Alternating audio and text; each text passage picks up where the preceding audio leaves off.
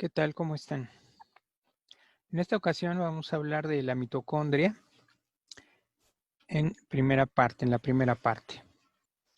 Bueno, en primer lugar hay que recordar que la mitocondria es la principal fuente energética de la célula.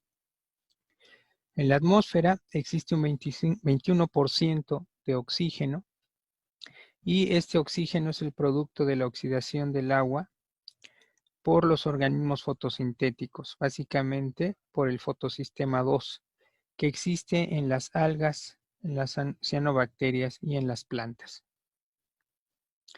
Se va a reducir el oxígeno en agua para formar el ATP. El 80% del ATP se forma en las mitocondrias y va a consumir alrededor del 85 al 90% del oxígeno.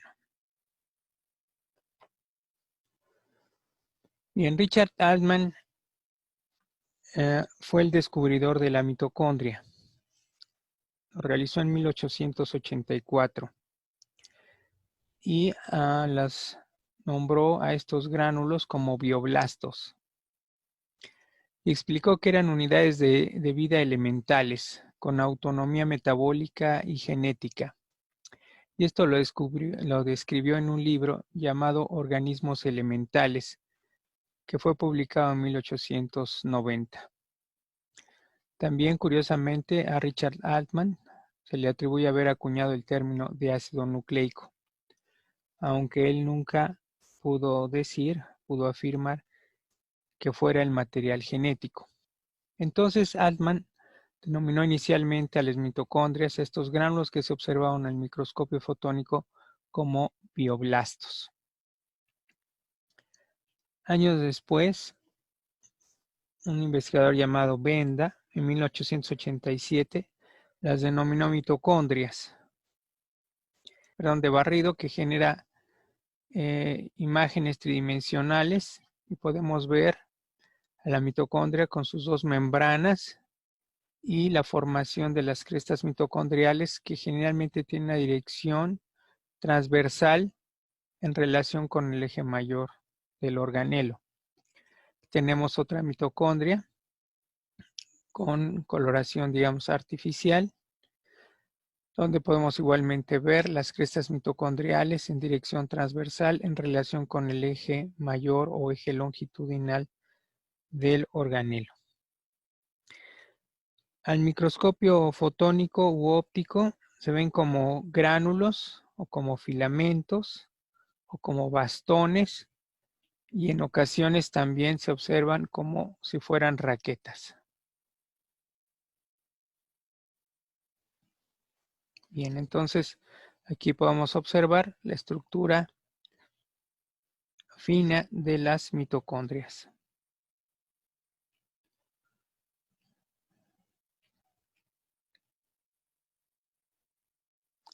Para entender la importancia energética de la mitocondria, ya que la mitocondria es el principal organelo energético de la célula, existe el siguiente ejemplo. Si una persona de 70 kilogramos de peso requeriría alrededor de 2.800 kilocalorías. Ese sería su consumo energético de un ser humano de 70 kilogramos. Estos 2.800 kilocalorías transformadas en peso corresponden a 190 kilogramos de ATP. Entonces, un organismo, este ser humano, necesitaría producir 190 kilogramos de ATP en 24 horas. Pero resulta que dentro del organismo existen solamente 50 gramos de ATP. Entonces, para dimensionar estas magnitudes, es como comparar el tamaño y el peso, bueno, el peso de un recién nacido, de un erizo recién nacido, que pesa alrededor de 50 gramos y que se tiene que transformar en un rinoceronte, también recién nacido, que pesa aproximadamente 190 kilogramos. ¿Cómo es que la mitocondria puede transformar estos 50 gramos en 190 kilogramos?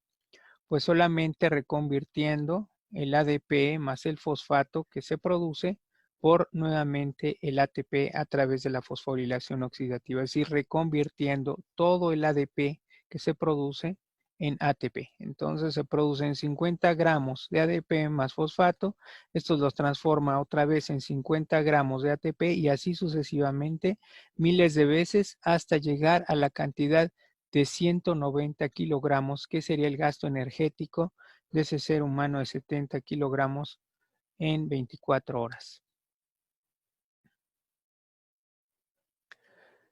En cuanto a la localización de las mitocondrias, es bastante variable.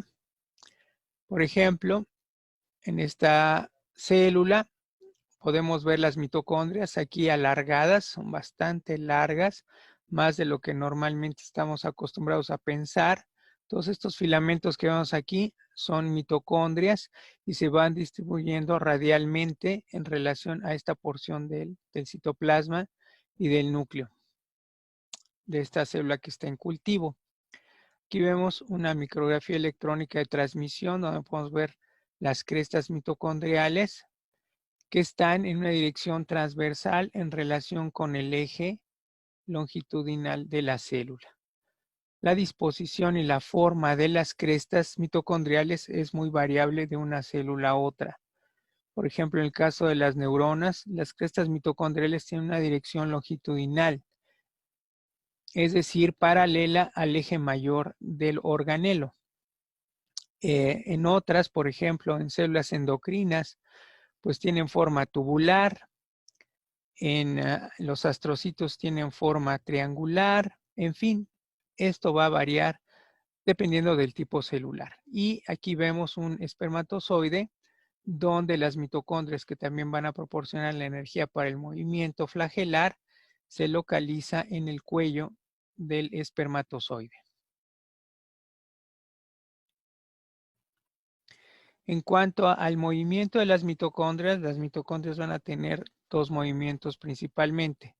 El primero de ellos es un desplazamiento. Este desplazamiento generalmente utiliza como carriles a los microtúbulos y proteínas motoras que son las que van a permitir dicho desplazamiento. Pero también se ha observado un movimiento de flexión y extensión. Flexión y extensión como si fueran gusanitos. Entonces se extienden y se flexionan y de esa manera las mitocondrias van avanzando. Obviamente también sobre elementos del citoesqueleto. Bien, esta es la estructura general de la mitocondria. La mitocondria va a presentar dos membranas, una membrana mitocondrial externa que es lisa, tiene una superficie lisa, una membrana mitocondrial interna que es plegada, que forma las crestas mitocondriales que aquí vemos, que generalmente tiene una disposición transversal al eje mayor del organelo, como ya hemos visto. Y va a haber dos espacios, el espacio intermembranoso entre la membrana externa y la membrana interna, y la matriz mitocondrial que vemos aquí de color gris, que se encuentra en la parte central del organelo. De manera que esto es como el equivalente al citoplasma o al citosol de la bacteria original, del endosimbionte original, de acuerdo a su origen evolutivo. Bien. Si comparamos esto con la estructura de un cloroplasto, el cloroplasto también va a presentar dos membranas, una membrana externa, una membrana interna, un espacio intermembranoso también. El equivalente a la matriz mitocondrial aquí recibe el nombre de estroma y también lo observamos de color gris como en la imagen anterior. Pero vamos a tener una tercera membrana que se llama membrana tilacoide y un espacio en el interior que se llama espacio tilacoide.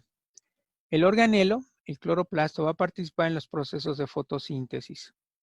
En general, los organelos que presentan una envoltura, una doble membrana, van a presentar, como regla general, material genético. De tal manera que el núcleo, con su envoltura nuclear, bueno, presenta material genético que es ADN o DNA y RNA. En el caso de las mitocondrias, el material genético es un DNA circular, al igual que en el caso de los cloroplastos, y se va a ubicar en el caso de la mitocondria en la matriz mitocondrial y en el caso de los cloroplastos en el estroma.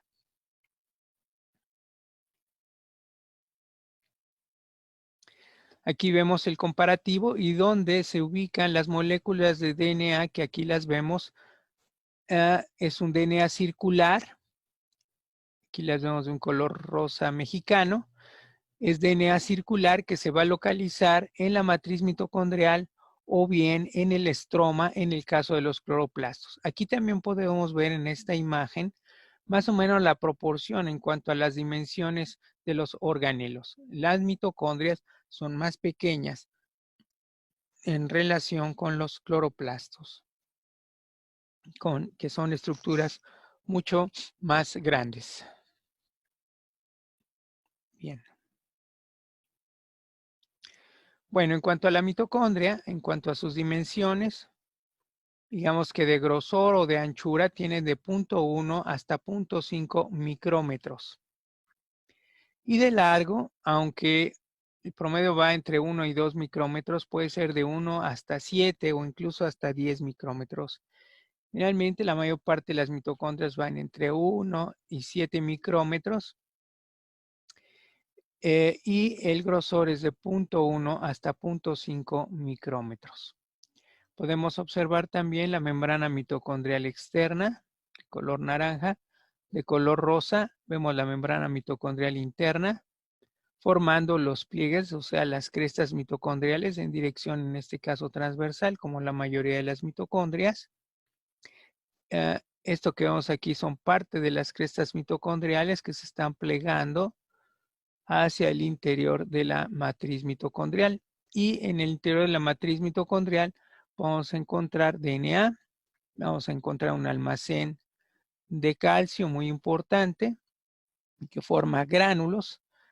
Vamos a encontrar ribosomas mitocondriales que son más pequeños que los ribosomas del citosol o del citoplasma de la célula eucarionte y que son bastante similares a las bacterias.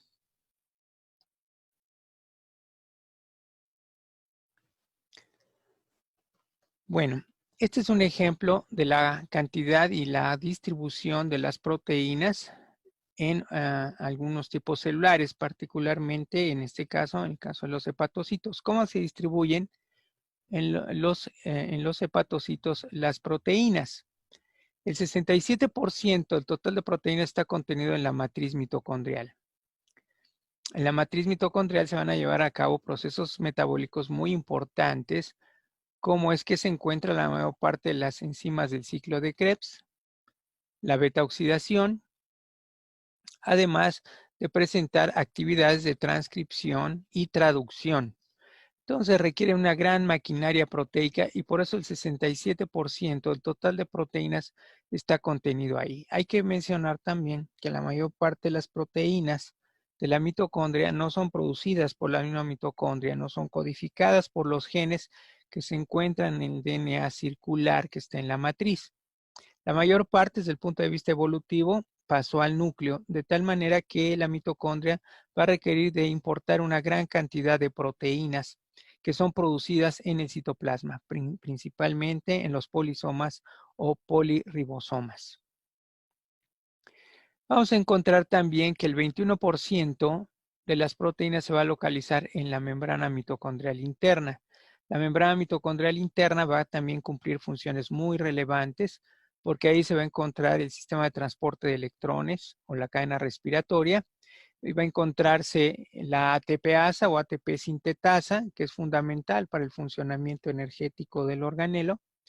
Y vamos a encontrar una gran cantidad de transportadores o portadores porque de manera muy relevante, la membrana mitocondrial interna es sumamente impermeable y esto es fundamental para el funcionamiento de la mitocondria. El 6% de las proteínas se van a localizar en el espacio intermembranoso, que va a cumplir funciones de fosforilación de nucleótidos y va a tener algunas proteínas importantes en los procesos de apoptosis o muerte celular programada, que es una muerte específica y selectiva. Y un 6% de las proteínas se van a localizar en la membrana mitocondrial externa. Entonces podemos comparar que más de 3 veces más existen proteínas en la membrana interna en relación con la membrana externa. La membrana externa va a ser una estructura sumamente permeable. Y esto se debe a que va a presentar una proteína que forma como hoyos o túneles muy grandes que reciben el nombre de porinas. En esta imagen vemos todos los componentes fundamentales del organelo. Vemos la matriz mitocondrial, donde se va a ubicar el DNA circular y una gran cantidad de enzimas que participan en el ciclo de Krebs, en su mayoría, la beta-oxidación. Va a haber DNAs polimerasas, RNAs polimerasas y otro tipo de enzimas o proteínas. Bien, vamos a encontrar también la membrana mitocondrial interna que se pliega para formar las crestas mitocondriales que aquí vemos, igual en dirección transversal en relación con el eje mayor del organelo. La membrana mitocondrial externa que es lisa, es decir, no presenta pliegues. Y entre los dos el espacio intermembranoso.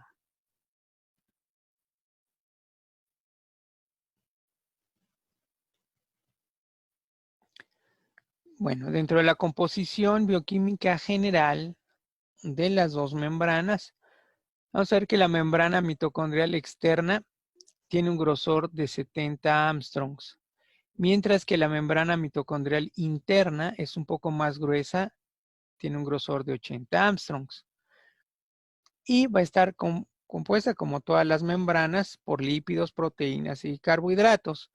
Pero dentro de estos tres componentes, los más importantes son los lípidos y las proteínas. En cuanto a lípidos, en la membrana mitocondrial externa vamos a tener de 40 a un 50% de lípidos y el resto, aproximadamente entre el 50 y el 60%, van a ser proteínas. En el caso, por ejemplo, de la membrana plasmática, hay que recordar que más o menos tiene un grosor de 75 Armstrongs, o sea, un grosor intermedio entre la membrana mitocondrial externa y la interna. Y en el caso de la membrana plasmática tiene alrededor de un 25% de proteína, perdón, de lípidos y un 75% de proteínas. Aquí vamos a encontrar entre 50 y 60% para la membrana externa. Para la membrana interna, la composición proteica es mucho mayor, de tal manera que hay un 20% nada más de lípidos y un 80% de proteínas. Entonces, esta enorme cantidad de proteínas que está presente en la membrana mitocondrial interna, por un lado, va a garantizar que sea sumamente impermeable y por otro lado, va a estar vinculado con funciones muy relevantes como es la cadena respiratoria o el sistema de transporte de electrones.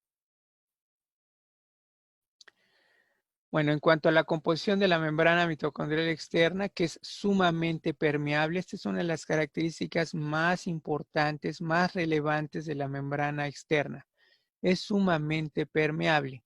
Dentro de los lípidos que lo constituyen, vamos a tener la fosfatidil-etanolamina, la fosfatidilserina, el fosfatidil-inositol, poco de cardiolipina. La cardiolipina es un fosfolípido característico de las mitocondrias que inicialmente se descubrió en células cardíacas y que posteriormente pues se pudo saber que estaba en todas las mitocondrias. En la membrana externa hay poca cantidad de cardiolipina, no así en la membrana mitocondrial interna, que es muy abundante.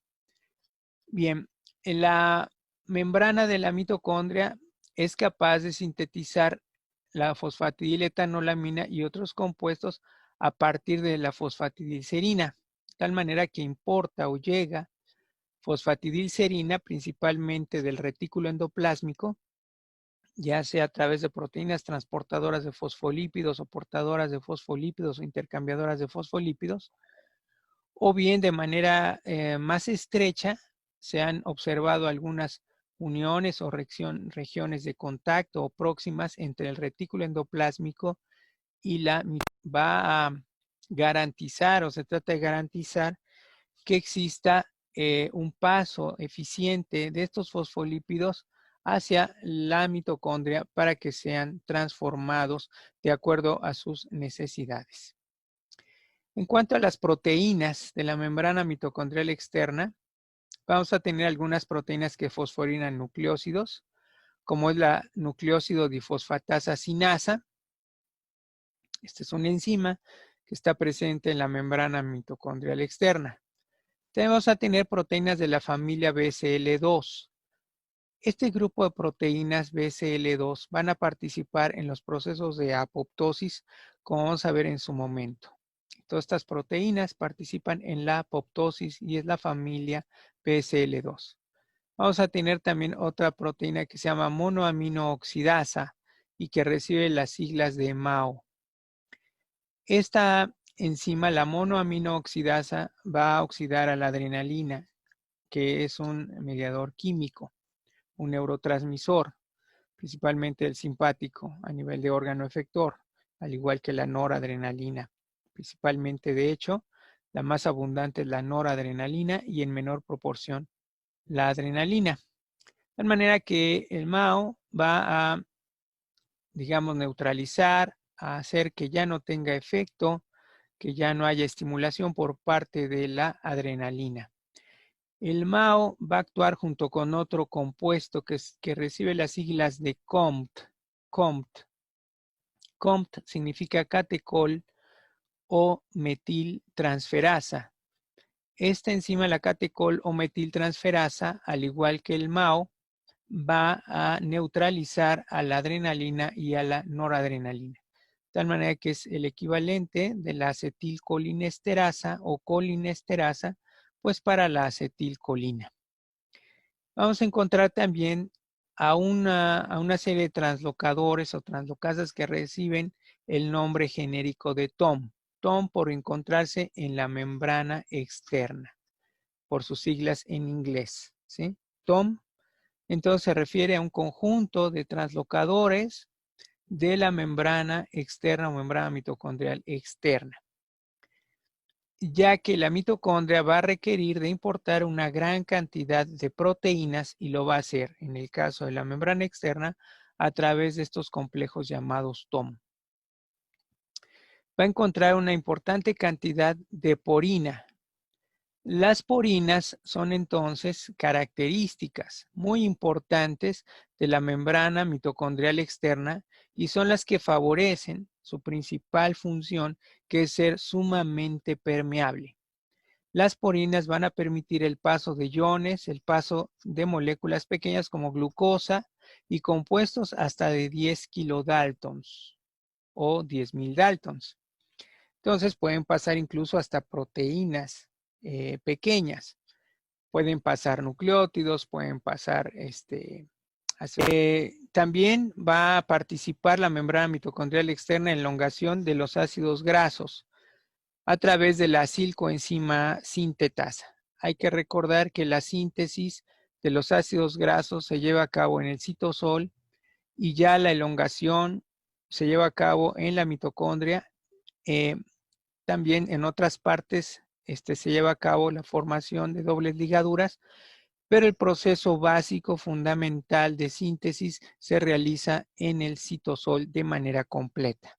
Ya las modificaciones de los ácidos grasos, como es el caso de la elongación, se va a llevar a cabo en la membrana mitocondrial externa. Bueno, en el espacio intermembranoso va a estar formado o va a tener varias enzimas que participan o que utilizan el ATP con fines de fosforilar otros nucleótidos. Entonces va a tener enzimas que utilizan el ATP que está proveniendo de la matriz mitocondrial, que sale de la matriz mitocondrial a través de un translocador para fosforilar otros compuestos. Y también vamos a tener algunas enzimas, como es el caso de la adenilato sinasa y la nucleósido difosfosinasa. Entonces, estas enzimas, la adenilatosina y la nucleósido difosfosinasa, pues son enzimas que están presentes en el espacio intermembranoso presentes, además de otras proteínas que participan en los procesos de apoptosis.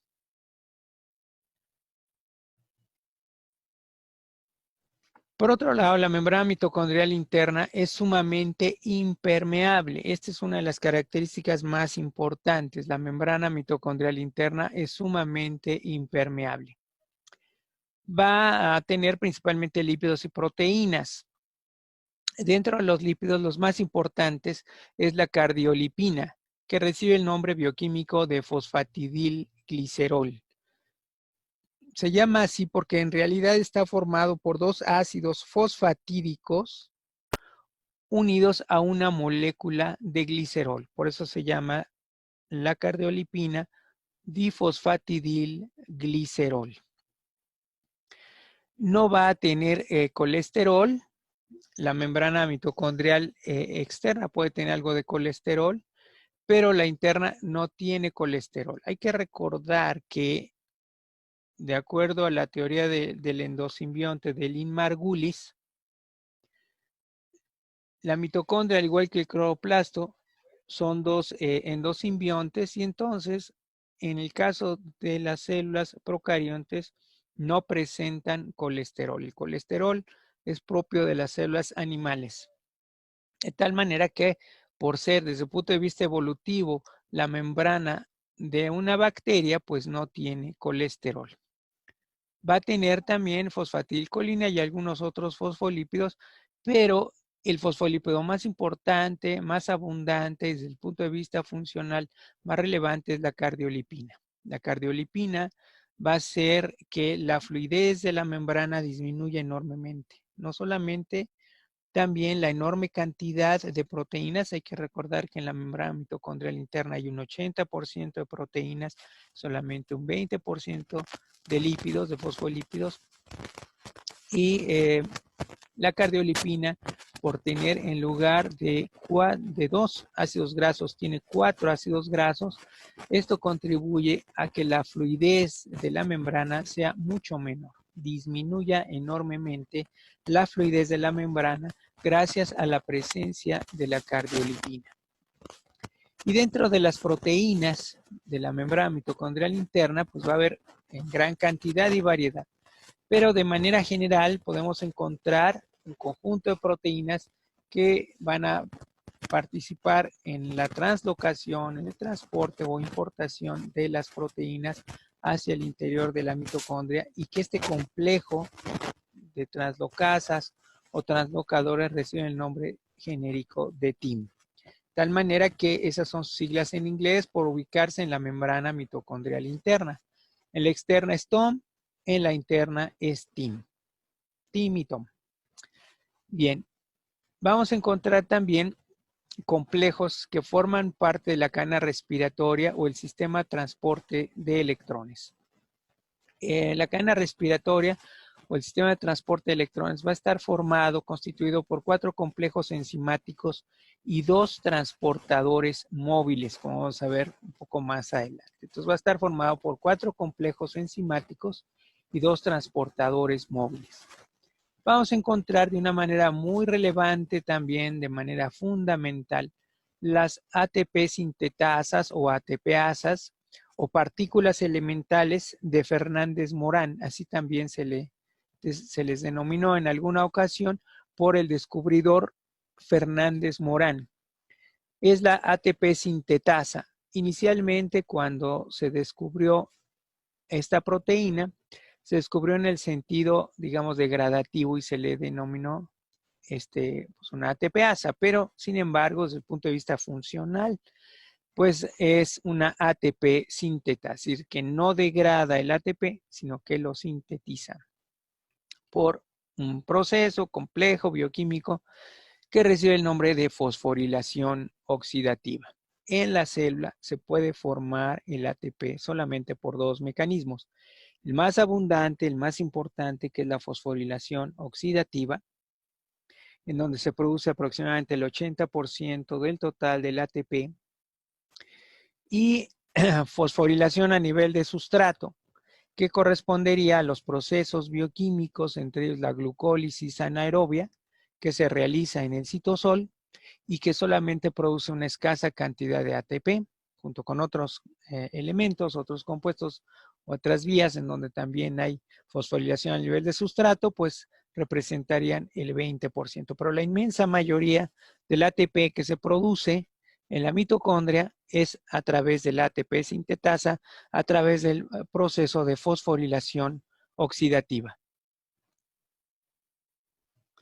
Aquí tenemos un esquema de la cardiolipina, donde vemos el glicerol en la parte de arriba, uniendo estos dos compuestos que son dos ácidos fosfatídicos. ¿Sí? El ácido fosfatídico tiene un fosfato o ácido fosfórico unido a una molécula de glicerol y esta molécula de glicerol está esterificada con dos ácidos grasos. Es decir, aquí tenemos un diacilglicérido unido a un fosfato, un ácido fosfórico, y esto sería un ácido fosfatídico. Este se une a otro ácido fosfatídico a través del glicerol y por eso a este compuesto se le denomina cardiolipina o difosfatidilglicerol. Y está formado, en lugar de tener dos colas de ácidos grasos, está formado por 4 colas de ácidos grasos.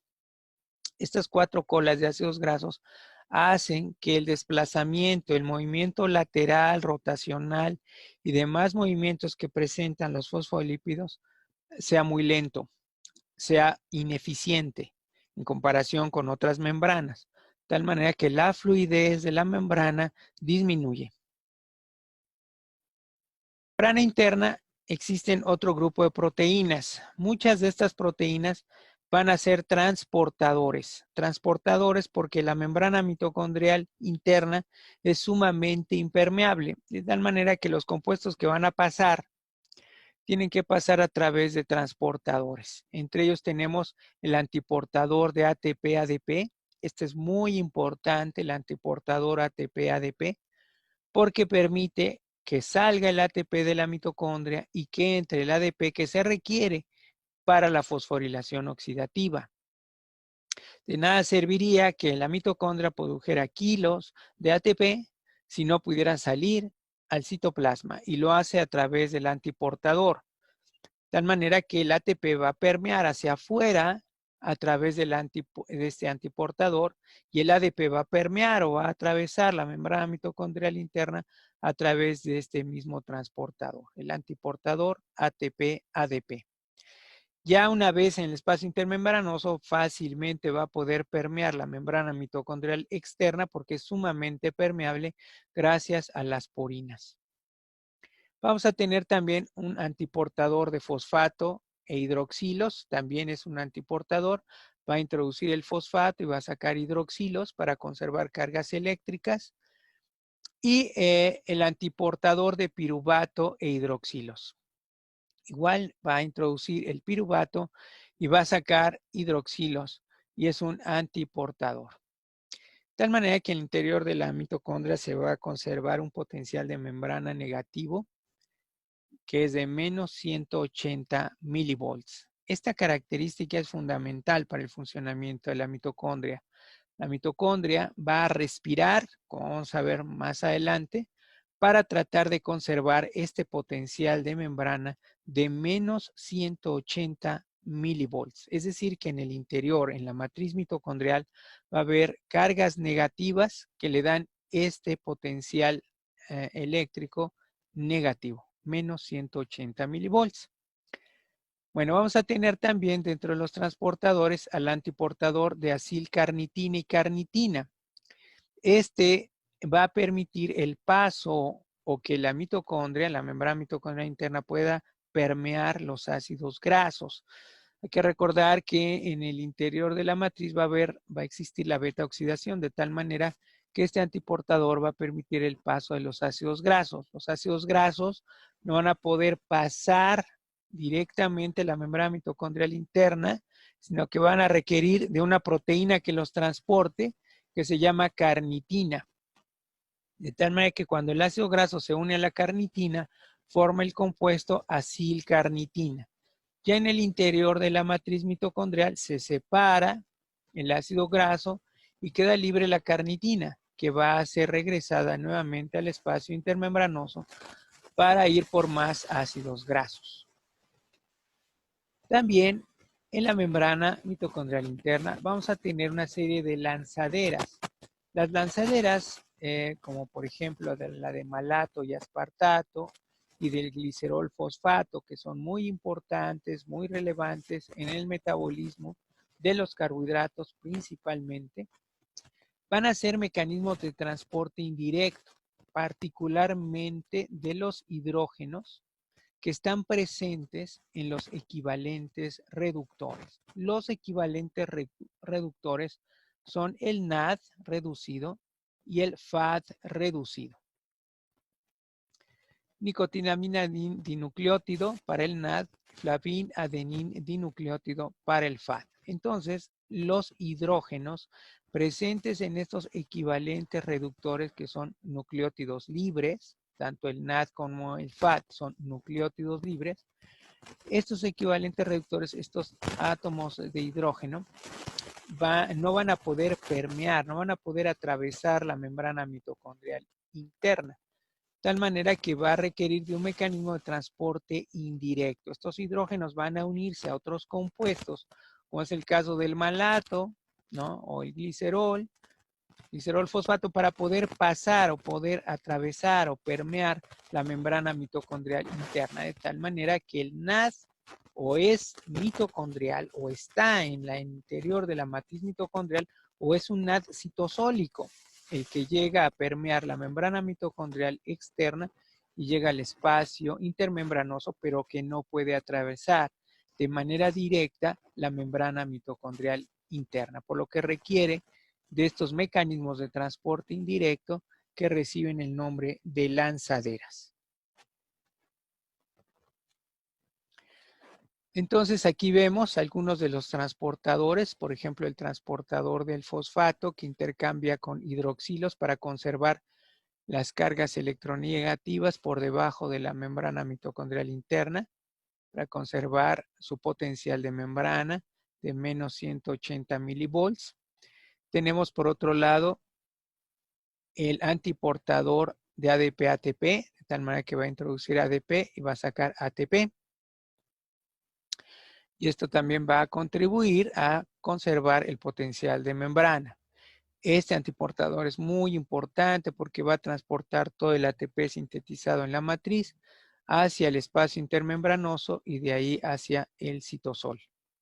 Y por otro lado tenemos la ATP sintetasa o ATPasa, que tiene una fracción que se llama FO, F1. Varios autores le llaman F0 porque convencional lo llaman F0, F1. El nombre más adecuado es el de FO. Se llama FO y no F0 porque esta proteína tiene un inhibidor que corresponde a la oligomicina.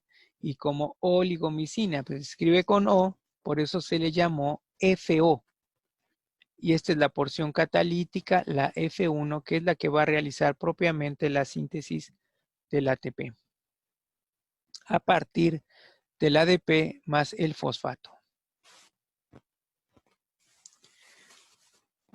En cuanto al transporte de los ácidos grasos, vamos a tener aquí este antiportador de acilcarnitina y carnitina.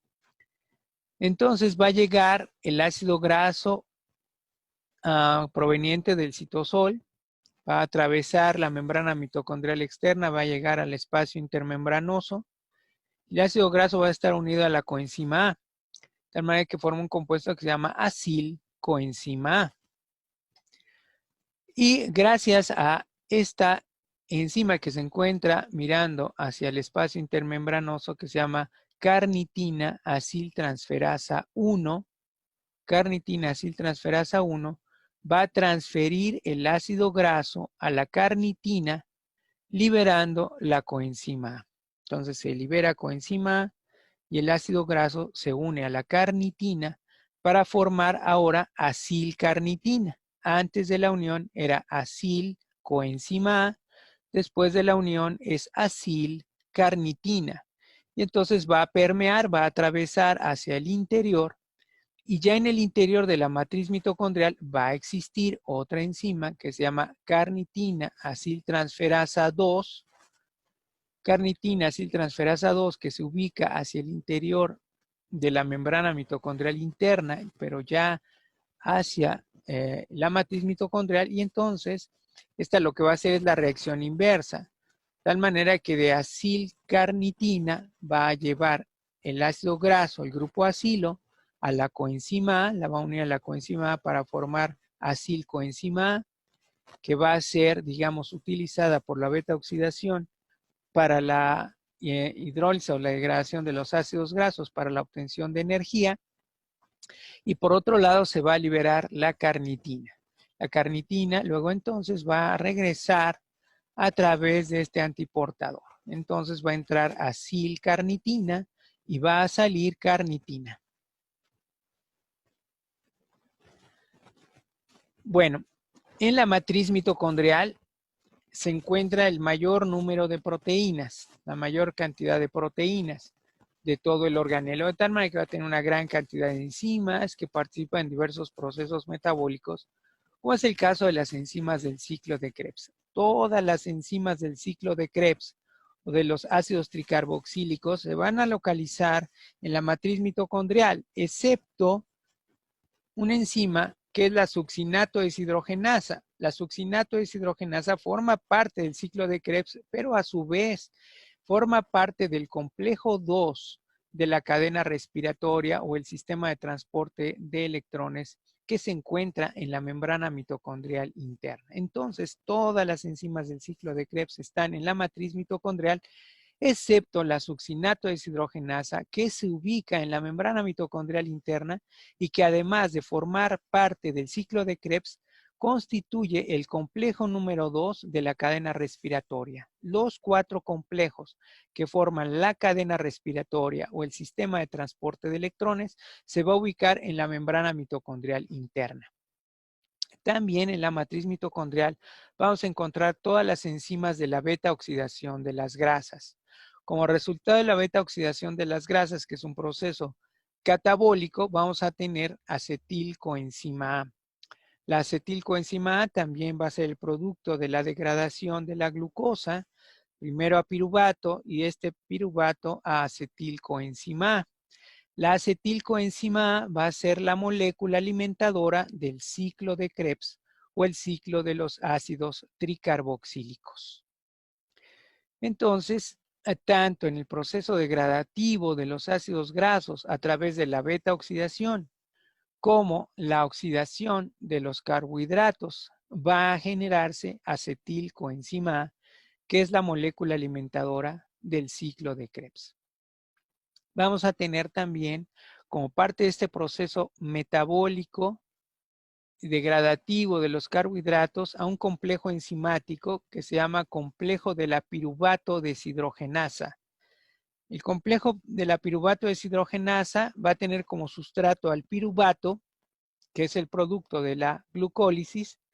2 moléculas de piruvato es el producto de la glucólisis anaerobia, y va a entrar a la mitocondria, va a permear la membrana mitocondrial interna a través de un antiportador de piruvato con hidroxilos, y ya en el interior de la matriz mitocondrial va a encontrarse el complejo enzimático de la piruvato deshidrogenasa, que va a tener como finalidad descarboxilar, quitarle un carbono al piruvato y transformarlo en acetilcoenzima A, que va a alimentar el ciclo de Krebs. También vamos a tener el material genético, que es DNA circular, desnudo, es decir, no presenta histonas. El DNA circular es característico de los procariontes. También el DNA, en el caso de los cloroplastos, también es un DNA circular. Vamos a tener moléculas de RNA, tanto RNA ribosomal, ¿sí?, a través de los ribosomas mitocondriales, que son más pequeños que los ribosomas presentes en el citoplasma de las células eucariontes y que se asemejan bastante a los ribosomas de las bacterias o de los procariontes. Vamos a tener entonces RNA ribosomal junto con las proteínas para formar las dos subunidades ribosomales. Vamos a tener RNA mensajero y RNA de transferencia, lo cual implica que en el organelo, en la matriz mitocondrial, se pueda llevar a cabo la traducción, la síntesis de proteínas, porque se encuentran los 3 RNAs mayores o principales. Vamos a tener también una DNA polimerasa, por lo cual puede ocurrir la duplicación o replicación del DNA. Y vamos a tener una RNA polimerasa, con lo cual se va a poder llevar a cabo el proceso de transcripción. De tal manera que los genes presentes en el material genético del DNA circular de la mitocondria va a poderse transcribir. Pero hay que recordar que la mayor parte de los genes, desde un punto de vista evolutivo, pasaron al núcleo. Por esa razón hay que importar una gran cantidad de proteínas que no pueden ser sintetizadas en la mitocondria. Bueno, ¿por qué decimos que la mitocondria va a respirar? El producto de la respiración es CO2 y agua, vapor de agua, y va a consumir, va a requerir del oxígeno. ¿Por qué razón entonces la mitocondria va a respirar al igual que las vías respiratorias de cualquier organismo? Pues porque va a consumir el oxígeno, va a producir CO2 y va a producir agua metabólica. Pero ¿cómo es que se produce o se utiliza el oxígeno y se produce el CO2 y el agua metabólica? Aquí podemos ver la matriz mitocondrial. Vemos el paso, por ejemplo, del piruvato, que es el producto, 2 moléculas de piruvato, de la glucólisis anaerobia. Y vemos que ya una vez que está dentro por un transportador, el antiportador de piruvato a hidroxilos, este piruvato, gracias al complejo de la piruvato deshidrogenasa, se va a transformar en acetilcoenzima A. Este proceso se llama descarboxilación oxidativa del piruvato. Entonces va a quitar un CO2, se va a descarboxilar. Entonces aquí tenemos el CO2, producto de la respiración. Todas las descarboxilaciones que se realizan, por ejemplo, a nivel de la transformación del piruvato en acetilcoenzima A y como producto del CO2, de tal manera que este CO2 es el producto de que la mitocondria esté respirando. Entonces, ¿en qué momento se produce el CO2? Cuando se realizan las reacciones de descarboxilación. ¿Por qué son importantes las reacciones de descarboxilación? Porque generalmente producen equivalentes reductores en forma de NAD o de FAD. NAD en el caso de la descarboxilación oxidativa del piruvato para formar acetilcoenzima A, y a lo largo del ciclo de Krebs se van a formar 3 NAD y una molécula de FAD para generar también, ¿verdad?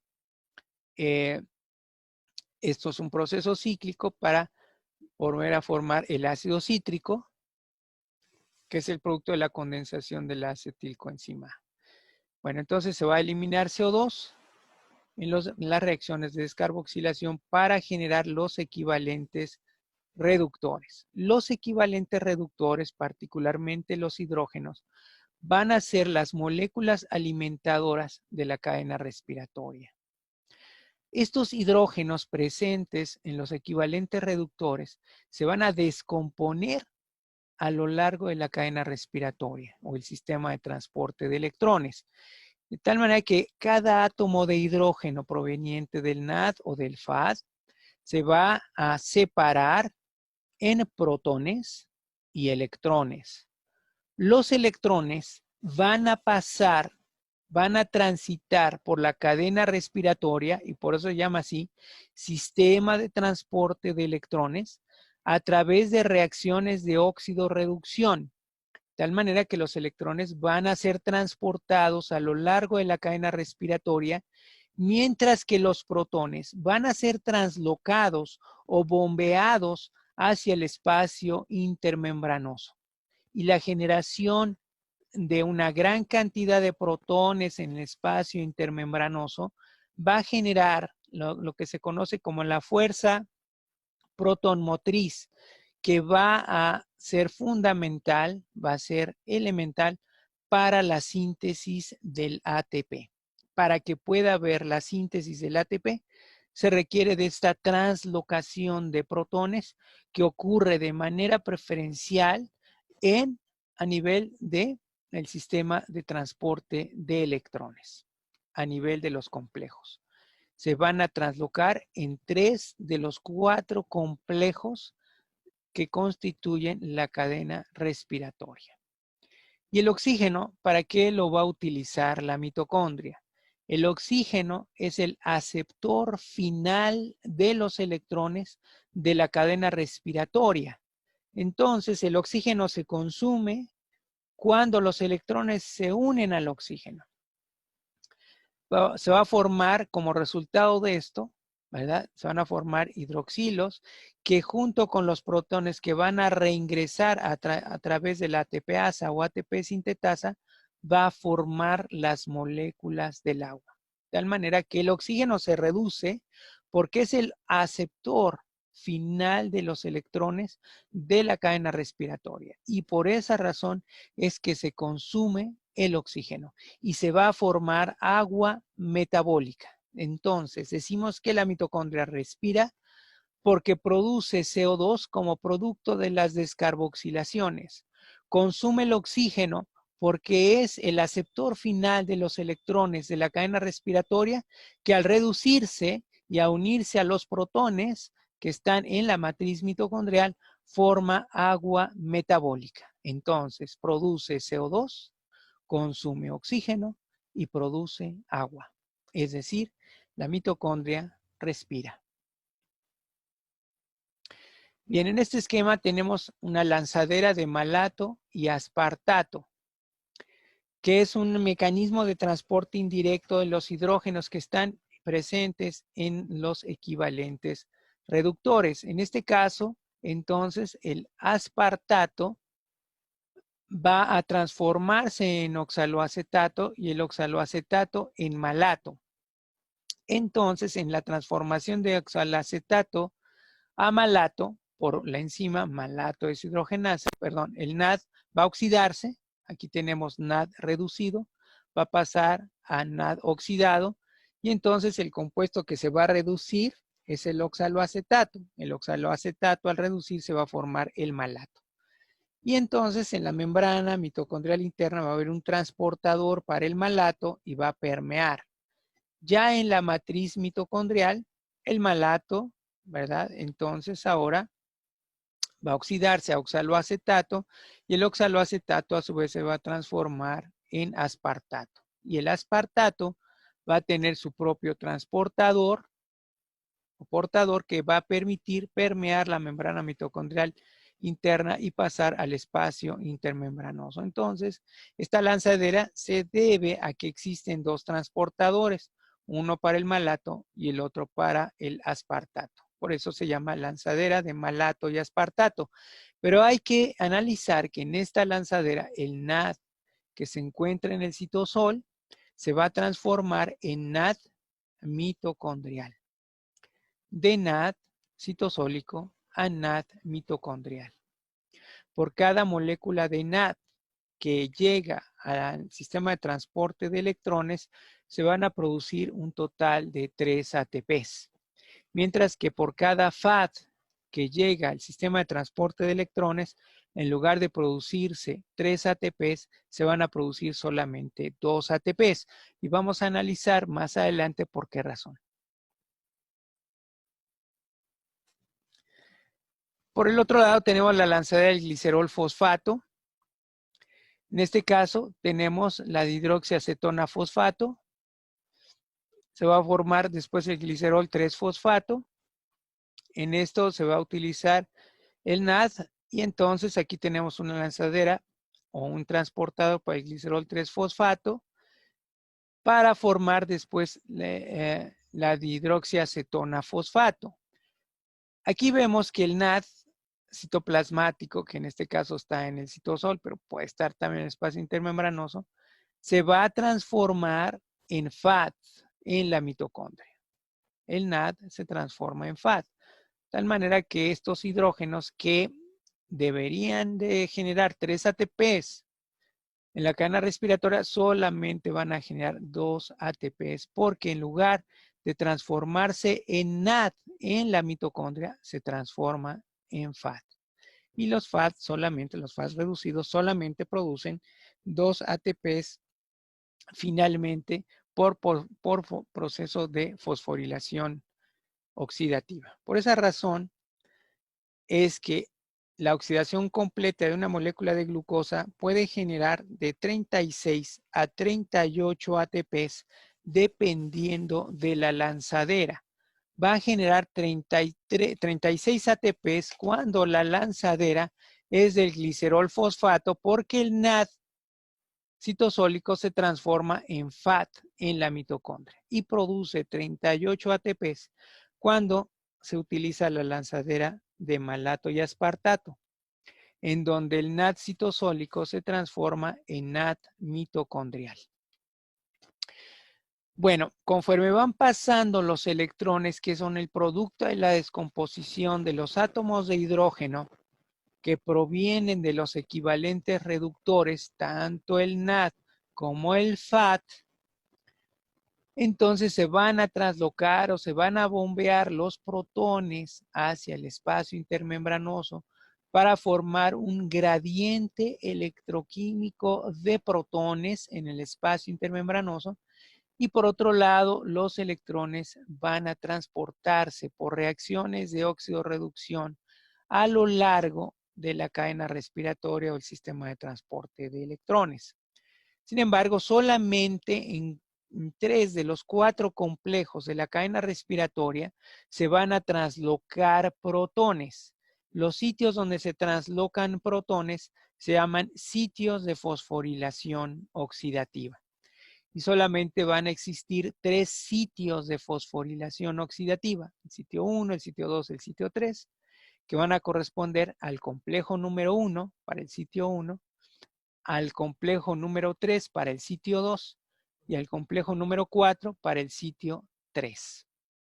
Por esa razón, cuando el NAD deja sus hidrógenos, se generan los 3 sitios de fosforilación oxidativa, y estos protones, al reingresar de manera preferencial a través de la ATPasa, generan los 3 ATPs. Por esa razón, por cada molécula de NAD reducida que entra a la cadena respiratoria, se producen finalmente 3 ATPs. Sin embargo, en el caso del FAT, los hidrógenos del FAT no van al complejo número 1, sino que están en el complejo número 2 y van a pasar al complejo número 3. El complejo número 2 no va a translocar protones, de tal manera que van a pasar los electrones solamente al complejo 3 y al complejo 4. De tal manera que solamente se van a dar 2 eventos de bombeo o translocación de protones, mismos que al reingresar de manera preferencial por la ATP sintetasa solamente generan 2 ATPs. Por esa razón es que por cada FAT que llega o que lleva los hidrógenos a la cadena respiratoria o el sistema de transporte de electrones, solamente genera 2 ATPs en lugar de 3. Bueno, aquí vemos en este esquema la oxidación de la glucosa. Va a entrar al interior de la célula por glucólisis anaerobia, va a formar 2 moléculas de piruvato, o si ocurre, si es el caso, por un proceso de fermentación, se forma lactato, sobre todo en condiciones anaerobias, pero en condiciones aerobias el piruvato va a permear la membrana mitocondrial interna y a través del translocador del antiportador, y entonces este piruvato, gracias al complejo de la piruvato deshidrogenasa que se encuentra en la matriz mitocondrial, va a formar 2 moléculas de acetilcoenzima A, que son las moléculas alimentadoras del ciclo de Krebs, Va a haber procesos de descarboxilación en los cuales se va a formar NAD y en el ciclo de Krebs se va a formar NAD y FAD, además de GTP, que es equivalente a un GTP por cada ciclo, que es equivalente a una molécula de ATP. Pero lo más importante es la formación de los equivalentes reductores. La oxidación de los alimentos. Primero, los alimentos entran al organismo, se van a digerir en monómeros. Los monómeros van a entrar a las células y ya en las células estos monómeros, como son los aminoácidos, los ácidos grasos, las moléculas de glucosa y demás, se van a oxidar de manera completa para llegar, para alimentar, para transformarse en acetilcoenzima A o en varias moléculas intermediarias del ciclo de Krebs, en el caso de los aminoácidos, para generar los equivalentes reductores. La finalidad de la digestión y de los procesos degradativos o catabólicos que lleva a cabo la célula es la generación de los equivalentes reductores para alimentar la cadena respiratoria. Y como producto del funcionamiento de la cadena respiratoria, bombear los protones al espacio intermembranoso y generar este gradiente electroquímico de protones que al reingresar de manera preferencial a través de la ATPasa va a permitir la síntesis del ATP.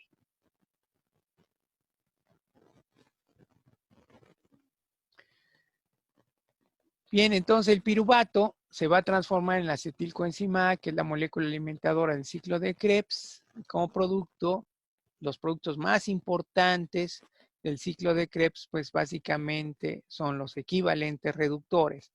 Se va a producir algo de ATP en forma de GTP, de manera que existe una equivalencia entre el GTP, una molécula de GTP equivale a una molécula de ATP. Va a ocurrir procesos de descarboxilación, que son los que van a generar el CO2, producto de la respiración. Pero lo más importante es que se van a producir equivalentes reductores en forma de NAD y FAD. Igualmente, en la degradación de los ácidos grasos se van a ir eliminando en grupitos de dos carbonos, formando acetilcoenzima A, que es la molécula alimentadora del ciclo de Krebs. Y entonces, como producto del funcionamiento del ciclo de Krebs, además de las descarboxilaciones, se van a producir los equivalentes reductores en forma de NAD y FAD. Y el paso de los electrones, o sea, los hidrógenos, los átomos de hidrógeno provenientes del NAD y del FAD, se van a descomponer en electrones y protones. Los electrones viajan a través de la cadena respiratoria y los protones se translocan a través de los sitios de fosforilación oxidativa. El oxígeno es la molécula que va a recibir todos los electrones. Es el aceptor final de los electrones en la cadena respiratoria y como producto de la reducción del oxígeno y la formación de un hidroxilo junto con un protón que está en el medio, es decir, en la matriz mitocondrial va a generar agua metabólica. De la cadena respiratoria, el sistema de transporte de electrones. Son 4 complejos proteicos oligoméricos embebidos en la membrana mitocondrial interna y que reciben el número de números romanos, complejo 1, complejo 2, 3 y 4. Y vamos a tener 2 transportadores móviles. El primero de ellos es la ubiquinona o coenzima Q, o la quinona también se le llama, es la ubiquinona o coenzima Q, que es un compuesto altamente hidrofóbico que se encuentra embebido en la membrana mitocondrial interna, en la porción hidrofóbica de la membrana. Y una proteína periférica que se llama citocromo C. Este es el segundo transportador móvil. El primer transportador móvil es la coenzima Q y el segundo transportador móvil es el citocromo C. El complejo número 1 se llama NAD deshidrogenasa porque va a recibir todos los hidrógenos provenientes del NAD.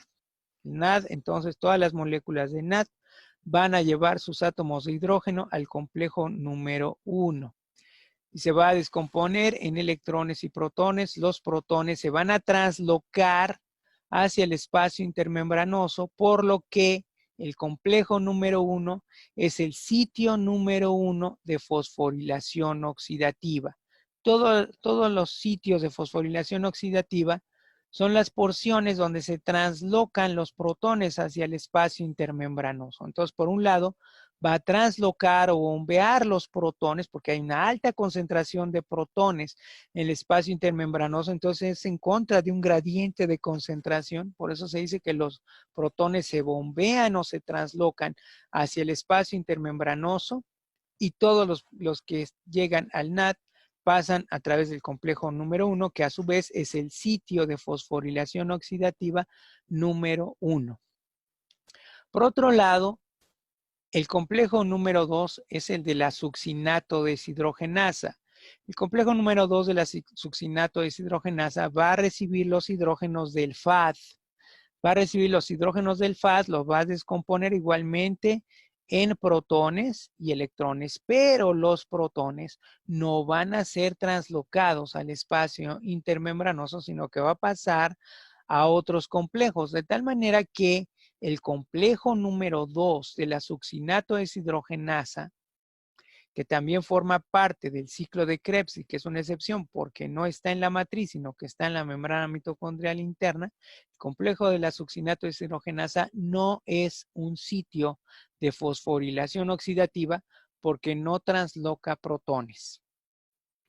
El complejo número 3, que se llama citocromo BC1, complejo del citocromo BC1, BC1, ¿sí? No C, sino C1, el citocromo BC1, es el complejo número 3. Y en este caso sí va a translocar protones, va a pasar los electrones, pero va a translocar los protones, de tal manera que sí es un sitio de fosforilación oxidativa y corresponde al sitio número 2. Entonces, el sitio número 2 de fosforilación oxidativa corresponde al complejo número 3 de la cadena respiratoria.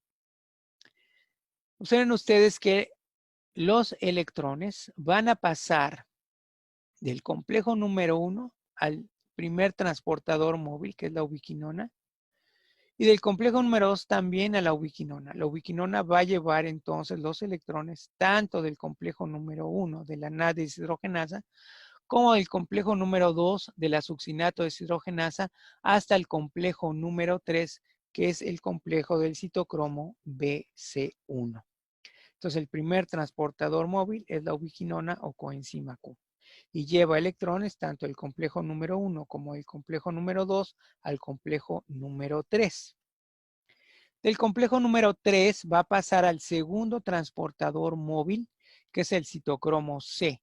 El citocromo C es una proteína periférica de membrana, no es una proteína integral de membrana, es una proteína periférica de membrana que está mirando hacia el espacio intermembranoso o el equivalente al citosol. No está mirando hacia el interior de la matriz mitocondrial, sino hacia el exterior, hacia el espacio intermembranoso. Y esta proteína va a transportar los electrones desde el complejo número 3, que es el sitio número 2 de fosforilación oxidativa, al complejo número 4. El complejo número 4 es el complejo de la citocromo oxidasa o complejo también del citocromo A3. A3. El complejo número 4 de la citocromo oxidasa ya es, digamos, el último transportador de electrones.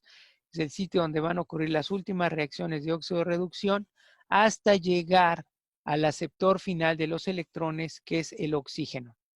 El oxígeno, junto con dos protones que están en la matriz mitocondrial, o sea, del medio, va a generar agua metabólica. El oxígeno se utiliza aquí. Entonces, en el complejo número 4 de la citocromo oxidasa, donde va a actuar como el aceptor final de los electrones.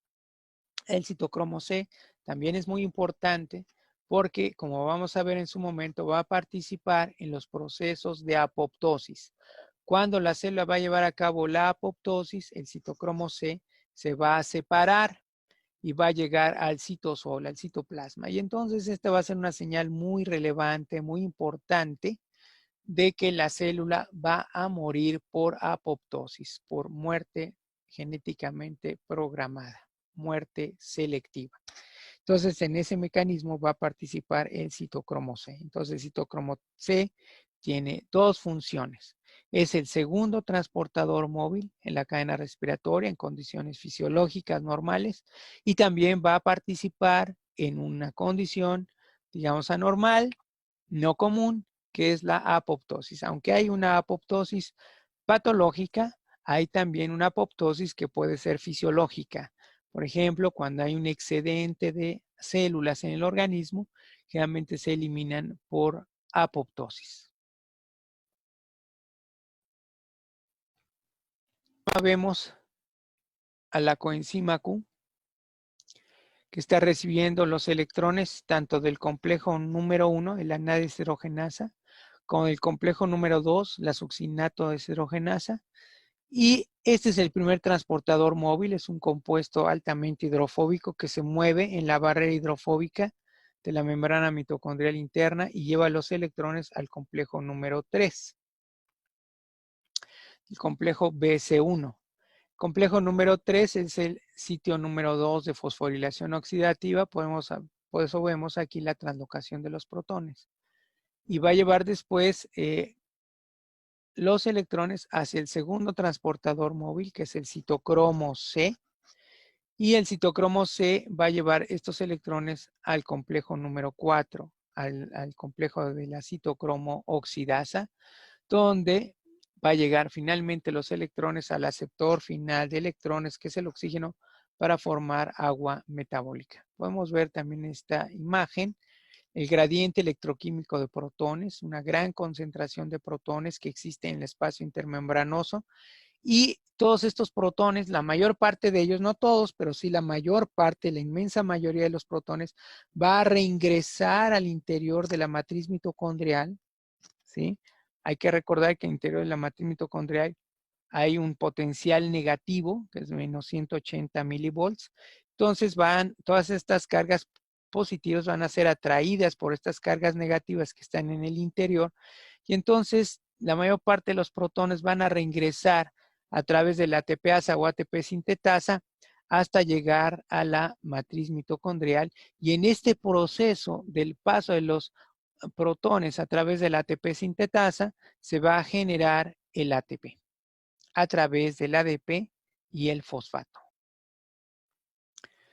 Bueno, en esta caricatura vemos cómo puede ocurrir por efecto de la adrenalina o la noradrenalina, en el caso de las células hepatas, un mecanismo de señalización a partir de la formación de un segundo mensajero, que es el AMP cíclico y que vamos a ver posteriormente, la activación de una proteína sinasa, la activación de la glucogenólisis, o sea, la degradación de glucógeno, glucogenólisis, para la formación de glucosa 6-fosfato. La glucosa 6-fosfato entra a la glucólisis anaerobia y a partir de una molécula de glucosa 6-fosfato van a formar dos moléculas de piruvato y la molécula de piruvato va a permear la membrana mitocondrial interna, como ya hemos visto, y ya en el interior va a formar acetilcoenzima A para alimentar el ciclo de Krebs. Como producto del ciclo de Krebs se van a generar equivalentes reductores que van a alimentar la cadena respiratoria y que va a formar el gradiente electroquímico de protones que al reingresar al interior de la matriz mitocondrial a través de la ATPasa va a producir una enorme cantidad de energía en forma de ATP. Entonces la función, o en este caso, el efecto final de la acción de esta adrenalina es la producción de una gran cantidad de energía en forma de ATP, degradando el glucógeno. En esta otra caricatura tenemos la ATPasa o ATP sintetasa, la fracción F1, esta es la FO, que es sensible a la oligomicina, y vemos cómo van transportándose los protones y conforme van pasando estos protones hacia la matriz mitocondrial, pues la ATP sintetasa toma el ADP, toma un fosfato y sintetiza el ATP. Vemos también aquí los complejos de la cadena respiratoria, Tenemos la NAD-deshidrogenasa, que es el complejo número 1. Tenemos el complejo número 2 de la succinato-deshidrogenasa.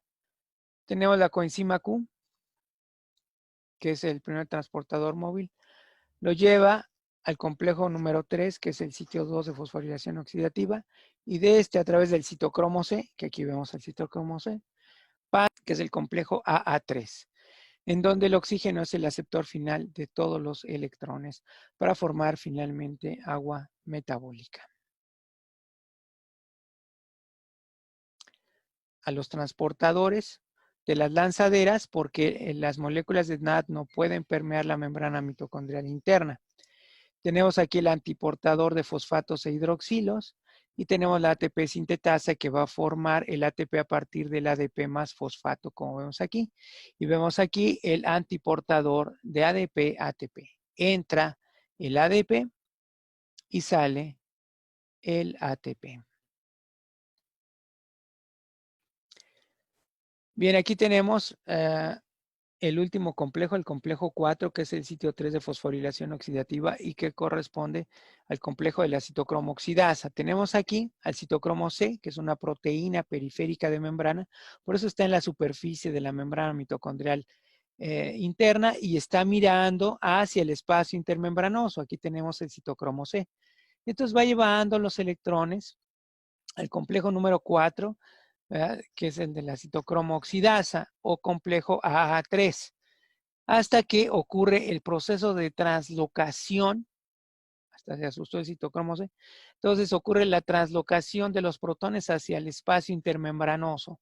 Esta translocación, puesto que es el sitio 3 de fosforilación oxidativa, es el que genera el gradiente electroquímico de protones que van a regresar de manera preferencial a través de la ATPasa y como producto de este reingreso se va a generar el ATP.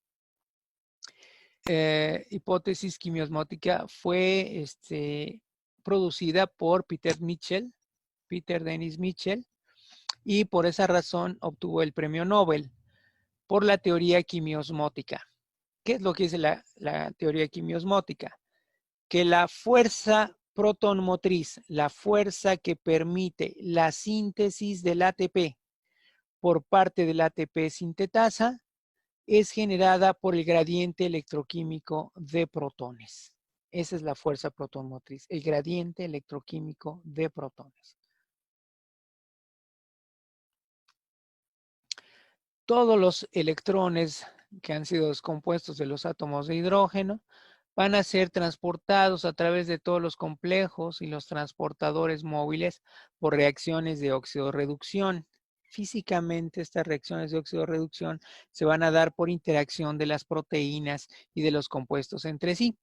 Interaccionan mecánicamente, físicamente, por impactos, por interacciones físicas en la membrana mitocondrial interna, de tal manera que de esa manera van pasando los electrones por reacciones de óxido-reducción. Aquí tenemos la ubiquinona o coenzima Q, que es el primer transportador móvil, el segundo transportador móvil, que es el citocromo C. Tendríamos el complejo número 1, aquí tendríamos el complejo número 3 y aquí tendríamos el complejo número 4. Este es el sitio número 1 que corresponde al complejo número 1. Este es el sitio número 2 que corresponde al complejo número 3 y este es el sitio número 3 que corresponde al complejo número 4, al de la citocromo oxidasa. Ahí tenemos aquí el oxígeno, que es el aceptor final de los electrones para formar finalmente el agua metabólica.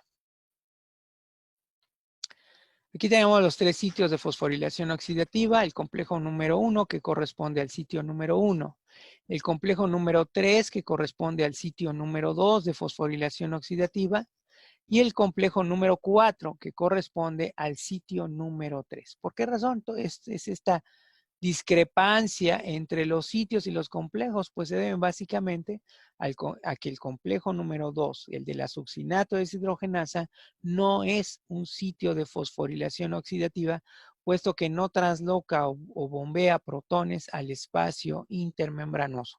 Solamente va a ocurrir en el complejo número 1, que es el sitio número 1, el complejo número 3, que es el sitio número 2, y el complejo número 4, que es el sitio número 3. Todos estos protones, todo este gradiente electroquímico de protones va a reingresar de manera preferencial no exclusiva, pero sí preferencial a través del ATP sintetasa. Bien, ya para concluir esta plática vamos a ver cómo ocurre la síntesis del ATP. Aquí vemos la ATP sintetasa o ATPasa con sus dos porciones, la F0, que bueno, en realidad debe llamarse como FO, que es la que está embebida totalmente, está formada por proteínas integrales de membrana que están embebidas en la membrana mitocondrial interna. Vamos a tener un pequeño cuello y la porción globular, que es la porción catalítica, que es la que sintetiza propiamente el ATP, que es la fracción F1. Aquí tendríamos la fracción FO y esta es la fracción F1. FO, que es la parte embebida, F1, la porción catalítica. Bueno, ¿cómo está formada? Ahorita vamos a regresar a esta otra imagen otra vez. Esta es la composición. Aquí está la porción F1 y la FO o F0, FO. Vamos a ver que tiene dos componentes. Uno que va a ser estático y que vamos a ver de color anaranjado. Está formada por varias subunidades o cadenas polipeptídicas. Tenemos las subunidades alfa, las subunidades beta, las subunidades delta, es una subunidad delta. Vamos a tener 3 subunidades alfa, 3 subunidades beta que se van intercalando. Entonces vamos a tener una alfa, una beta, una alfa, una beta, una alfa, una beta y después vamos a tener la delta. La delta es solamente una y sirve como una proteína o cadena polipeptídica de unión o de enlace a estas dos proteínas filamentosas que se llaman proteínas B. Proteínas B. Después la proteína B ya en la fracción FO vamos a tener a la proteína A. Y a las proteínas, son varias, alrededor de 3 de proteínas C. Vamos a tener otra pequeña subunidad que se llama epsilon y esta que se llama gamma. La subunidad gamma se va a localizar en la parte central, de la fracción, ¿verdad? F1, de tal manera que todas las que vemos aquí de color anaranjado son porciones estáticas, mientras que las vemos de color verde son rotatorias, es decir, van a girar sobre su propio eje. Van a hacer el giro a través de su propio eje. Entonces, las porciones rotatorias es la gamma, la epsilon, ¿sí? La gamma, la epsilon y todas las proteínas C. Todo el resto, la A, la B, las alfa, las beta y la delta van a ser porciones estáticas, es decir, no van a rotar, ¿sí? Bien, ahora sí, vamos a regresar a la anterior y vemos entonces la porción FO, parte de la gamma que sí gira junto con la epsilon y la C. Aquí están las proteínas C que sí giran junto con la gamma y la epsilon. Y vemos la subunidad A no gira, es estática, no es rotatoria. Aquí vemos la llegada de los protones. Hay que recordar que entonces van a reingresar de manera preferencial a través del ATPasa o ATP sintetasa. Tal manera que va a llegar primero a la fracción FO, después va a pasar hacia el interior de la matriz mitocondrial. ¿Cómo lo va a hacer? Bueno, los protones individuales van a llegar primero a un semicanal que se encuentra en la subunidad A. Aquí llega. Se le llama semicanal porque no es un canal completo que atraviese por completo la subunidad A, sino que solamente atraviesa hasta la mitad. Y después va a haber un segundo hemicanal en otra posición, en otra región de la misma subunidad A, que puede llevar los protones ya hacia la matriz mitocondrial. Entonces, inicialmente cada protón va a llegar al primer semicanal de la subunidad A y de ahí va a pasar a la subunidad de C. Entonces, cada subunidad C va a tener su protón y este ingreso va a ser una liberación de energía química. Esa energía química inicialmente, producto de todas las oxidaciones y la formación de los equivalentes reductores y de toda la alimentación de la cadena respiratoria, se va a almacenar en el gradiente electroquímico de protones y conforme vaya regresando a través de la ATP sintetasa, se va a ir liberando esa energía química. Esa energía química se va a transferir o se va a transformar en un efecto rotatorio o en movimiento rotatorio de cada una de las subunidades C. Entonces, el protón llega a una subunidad C y va a dar toda la vuelta como una especie de carrusel, ¿sí? Va a dar la vuelta a este carrusel de proteína C hasta llegar al otro extremo, al otro lado, en donde el protón se va a liberar. Entonces, ¿para qué sirvió la energía almacenada en el gradiente electroquímico de protones?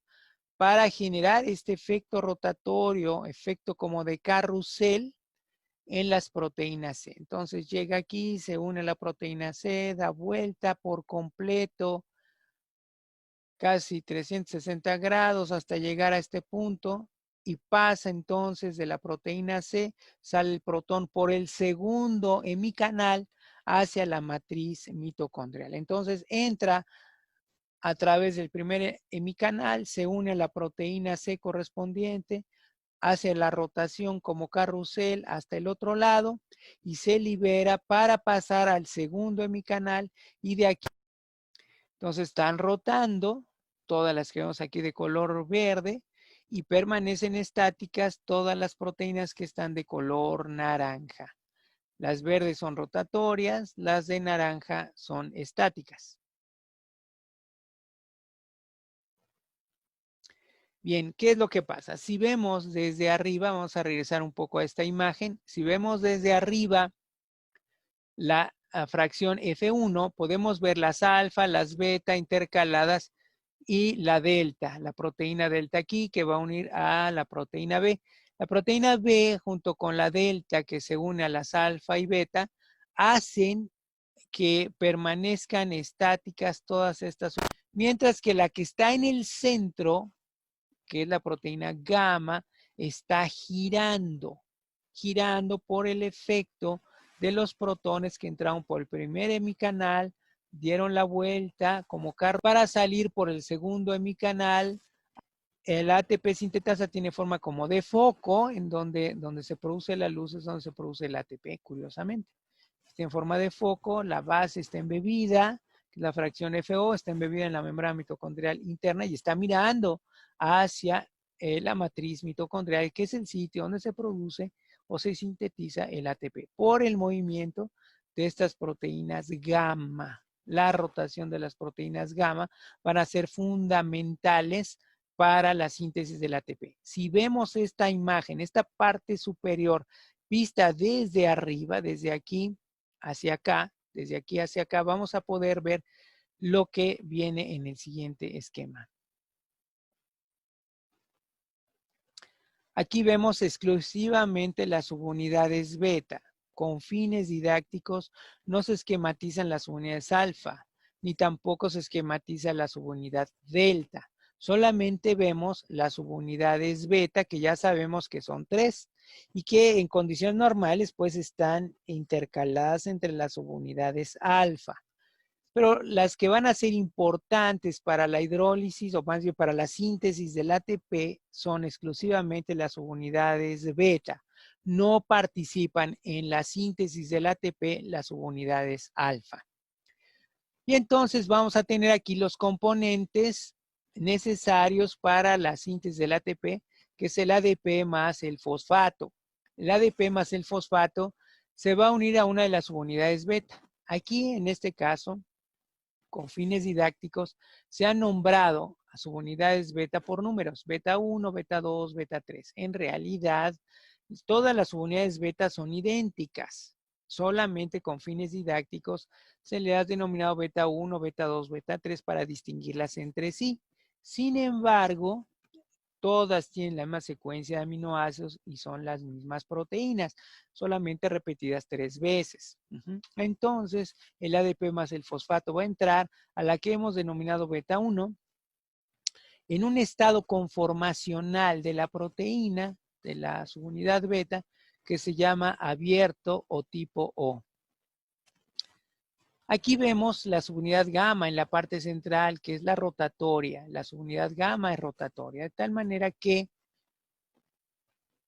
por efecto de la rotación de la subunidad gamma en un giro inicial de 120 grados, o sea, va a girar esta molécula a los 360 grados, va a tener giros completos. Pero en una primera fase del giro, si lo dividimos en 3/3 de este giro, cada giro va a tener 120 grados. Cuando gira la molécula gamma 120 grados, o sea, una tercera parte del giro completo o de 360 grados, va a inducir este giro de la subunidad gamma, va a inducir cambios conformacionales en las 3 subunidades beta. De tal manera que la subunidad beta 1, que está en la conformación O, que se llama conformación abierta, y que permite la llegada del ADP y el fosfato, va a transformarse, va a cambiar de forma al estado L, L de laxo. Laxo. También se le llama bajo o laxo. En esta primera cambio conformacional, la molécula de ADP y del fosfato van a quedar más próximas que en el estado conformacional anterior. En el estado conformacional anterior o estado abierto o estado O, simplemente permite la llegada del ADP más el fosfato. Se van a aproximar más en el estado laxo o bajo, L. Y después vemos que mientras una proteína beta se encuentra en estado conformacional o abierto, otra está, en este caso la beta 3, para el ejemplo, está en el estado conformacional laxo o bajo, es decir, L, en donde el ADP y el fosfato se aproximan y al aproximarse, ¿sí?, ocurre la formación del ATP en el sitio T. La otra subunidad beta, la beta 2, va a estar en el estado T. El estado T también se le llama estado fuerte o ajustado. Estado T, llamado fuerte o ajustado. Se llama así por sus siglas en inglés, estado T, ¿verdad? Fuerte o ajustado. Y cuando está en el estado fuerte o ajustado, va a ocurrir la síntesis del ATP. Entonces, cuando gira la subunidad gamma 120 grados, pasa la subunidad beta del estado conformacional O al estado conformacional L o laxo o bajo. Aquí no ocurre la síntesis del ATP, pero la síntesis del ATP va a ocurrir en el estado T, en el estado conformacional T. Aquí está la formación del ATP en el sitio T, o estado conformacional T, que correspondería al beta 3, que pasó del estado conformacional L al T.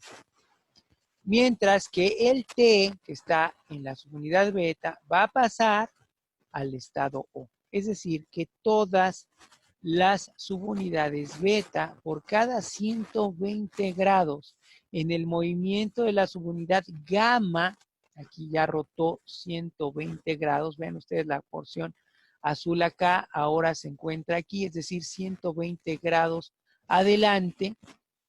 Por cada rotación parcial de 120 grados de la subunidad gamma, va a inducir el cambio conformacional de las 3 subunidades beta, de tal manera que la beta 1 va a pasar del estado O al estado L y del estado L al estado T.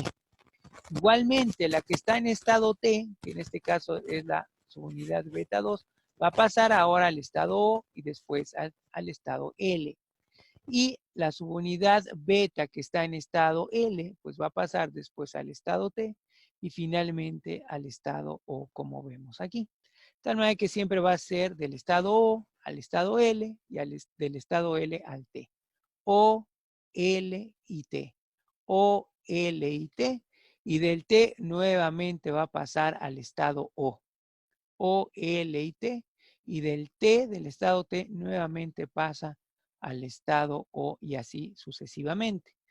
De tal manera que en cada vuelta completa de la subunidad gamma, es decir, los 360 grados, va a ocurrir los 3 cambios conformacionales en cada una de las 3 subunidades beta, de tal manera que cada una de las subunidades beta finalmente va a estar eventualmente en un momento dado en el estado T.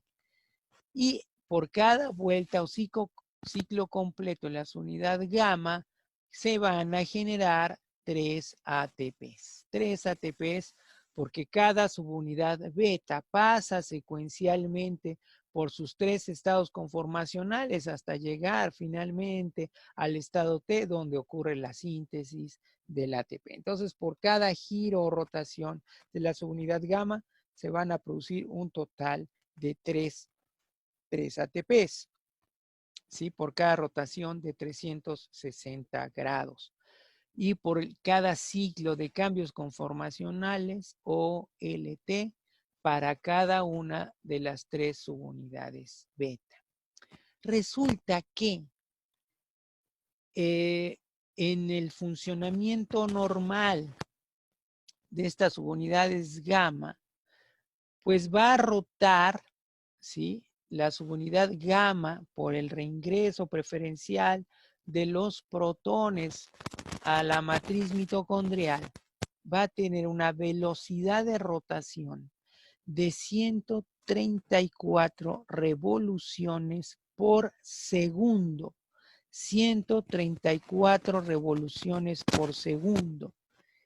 En donde en cada rotación o en cada revolución se produce un total de 3 ATPs, por lo que se produce de manera general, de manera total, como producto de esta rotación de 134 revoluciones o giros completos por segundo, se producen aproximadamente 400 ATPs por segundo.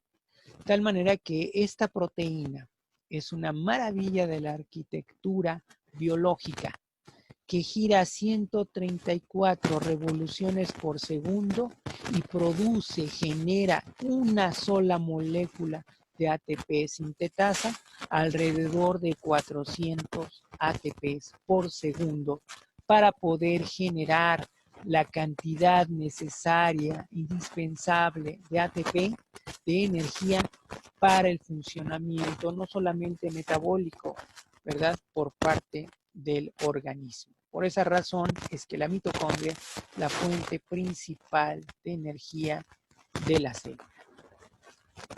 Gira entonces a 134 revoluciones por segundo y va a producir alrededor de 400 ATPs por segundo aproximadamente. Van a haber diversos compuestos, entre ellos vamos a tener inhibidores de la cadena respiratoria. No voy a mencionar mucho esto porque en parte se encuentra en los cuestionarios, pero los inhibidores van a bloquear el paso de los electrones a través de la cadena respiratoria. Varios de estos inhibidores van a ser antibióticos, ¿no?, y van a bloquear el paso de los electrones de tal manera que no va a haber la translocación de protones y va a disminuir enormemente la síntesis del ATP, porque si no hay translocación de protones, no se produce el gradiente electroquímico de los protones y entonces tampoco hay síntesis. Todos los compuestos previos al sitio del bloqueo por el inhibidor van a estar reducidos.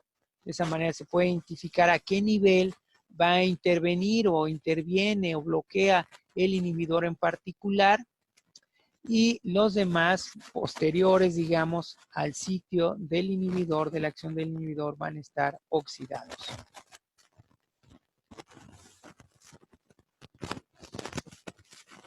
Entonces, los inhibidores van a bloquear el paso de los electrones a través de la cadena respiratoria. Aquí vemos el complejo número 1, aquí vemos la ubiquinona, este es el complejo número 3 y este es el complejo número 4 de la cadena respiratoria. Sitio 1, sitio 2, sitio 3 de fosforilación oxidativa. Aquí están los sitios de translocación y aquí están los diferentes inhibidores, la rotenona y el amital, la antimicina, el cianuro y el CO2. ¿Cuáles son los más tóxicos? Pues obviamente el cianuro y el CO2, porque al actuar a nivel de el último complejo, el aceptor final de los electrones, que es el oxígeno, no va a formar agua metabólica y va a evitar el funcionamiento completo de la cadena respiratoria y por ende la falta de energía se va a traducir finalmente en la muerte. De tal manera que estos compuestos son sumamente tóxicos, son letales.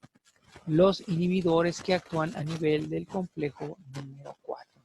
Los otros van a permitir algo de bombeo o translocación de protones y por ende parte del funcionamiento de la ATPasa y por lo tanto parte de la síntesis del ATP. Entonces van a bloquear el paso de los electrones a diferentes niveles y con ello va a tener diferentes efectos, ¿sí?, en menor grado o en mayor grado en el funcionamiento de la cadena respiratoria y por ende la síntesis del ATP. Bien. Bueno, ¿qué sucede en los organismos que hibernan? Los organismos que hibernan son los osos, van a almacenar la energía, van a almacenar esta energía en forma de grasa, en un tipo de células que se llaman adipocitos multiloculares y que se les denomina grasa parda. En esta grasa parda va a haber mitocondrias especiales, especiales que van a tener una proteína en la membrana mitocondrial interna que recibe el nombre de termogenina y que va a permitir la producción de calor. Entonces, en estas células, los adipocitos multiloculares que forman la grasa parda, la función de sus mitocondrias no es producir ATP o energía en forma de calor a través o por el paso de esta proteína que se llama termogenina. Aquí tenemos un esquema de adipocitos multiloculares. Se llaman multiloculares porque presenta varias vacuolas lipídicas o membranas. Bueno, no son membranas porque están rodeadas por filamentos intermedios. Entonces son gotas lipídicas, varias gotas lipídicas por célula. Generalmente el núcleo es central o ligeramente excéntrico, está ligeramente desplazado hacia un lado y forma el adipocito multilocular. Se llama multilocular porque tiene varias vacuolas lipídicas. Las vacuolas no están rodeadas de membranas, sino que están separadas, divididas por filamentos intermedios. Bueno, aquí lo vemos en otro esquema. Esto sería el núcleo y aquí están las vacuolas lipídicas. Son varias, por eso se llama el adipocito multilocular. Vamos a encontrar en varias partes del organismo, entre ellas tenemos las axilas, la región interescapular, en fin, en varias porciones del organismo. Y estos adipocitos multiloculares van a actuar como verdaderos radiadores de calor. Su función va a ser producir calor a través de sus mitocondrias. Sus mitocondrias funcionan normalmente, se forma el gradiente electroquímico de protones. Sin embargo, ¿verdad? Aquí vemos otro esquema. Aquí es como se ven los adipocitos multiloculares vistos al microscopio fotónico. ¿Sí? Aquí tendríamos el núcleo y vemos varias vacuolas como si fueran cavidades esponjosas alrededor de los núcleos que corresponden a las vacuolas. Ajá. Entonces los núcleos están en posición central, las vacuolas en posición periférica. Aquí vemos muy bien el núcleo y vemos muy bien las vacuolas alrededor. Estos son los adipocitos multiloculares. Se llaman grasa parda por la coloración macroscópica que presenta este tipo de grasa. La grasa común y corriente tiene un color blanquecino, en ocasiones amarillento, dependiendo del sitio o la ubicación anatómica. Y en este caso tiene un cordón parduzco, un café oscuro. Ajá. Por eso se llama grasa parda y está formada por estos adipocitos multiloculares. Aquí vemos otro esquema donde vemos el núcleo. y vemos las vacuolas. Núcleo y vacuolas, generalmente el núcleo es central o ligeramente excéntrico, o sea, ligeramente desplazado hacia una de las periferias o extremos.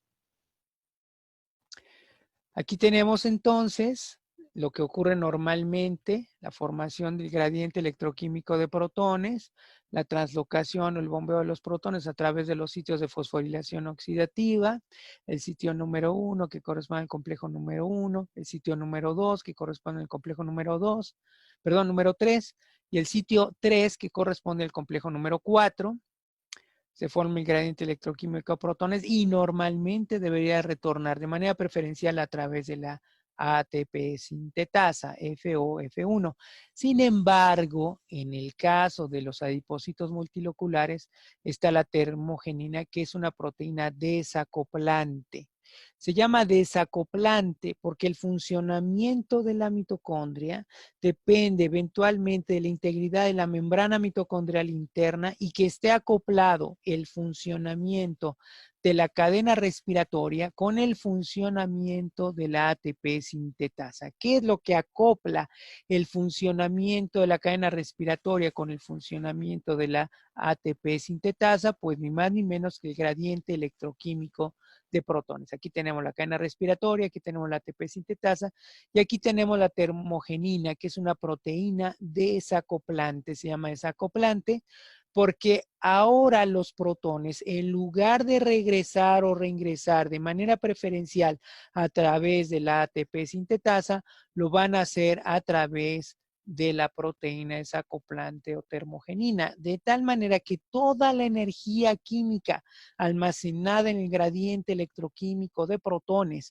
que debería ser utilizada para la síntesis del ATP, se va a disipar en forma de calor. Se va a disipar a través del calor, se disipa por el reingreso por una vía diferente a la ATP sintetasa. Toda esa energía química almacenada en el gradiente se disipa en forma de calor al regresar, no a través de la ATP sintetasa, sino a través de la proteína desacoplante o termogenina. Por esa razón, estas células, los adipocitos multiloculares, van a actuar como verdaderos radiadores de calor. Bien, pues esto es todo por el día de hoy. Esta fue la literatura consultada para este tema. Este es el complemento de la literatura consultada. Utilizamos estas páginas web para las imágenes que aparecen en este trabajo. Y eso es todo por el día de hoy. Muchas gracias por su atención y que estén bien.